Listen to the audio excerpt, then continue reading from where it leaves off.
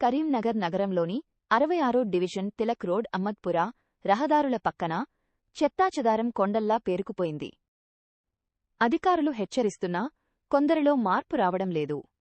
రామ్నగర్లో ఇటీవల భూగర్భం నుండి ప్లాస్టిక్ వ్యర్థాలు బయటపడటం ఆందోళన కలిగిస్తోంది. మున్సిపల్ సిబ్బంది చెత్త సేకరణలో నిర్లక్ష్యం వహిస్తుండగా రోడ్లపై భారీ గుంతలు ఏర్పడి వాహనదారులు తీవ్ర ఇబ్బందులు పడుతున్నారు.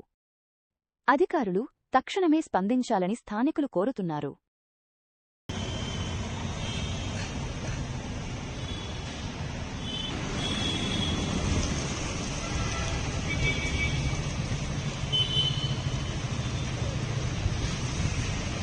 ఇంకోటి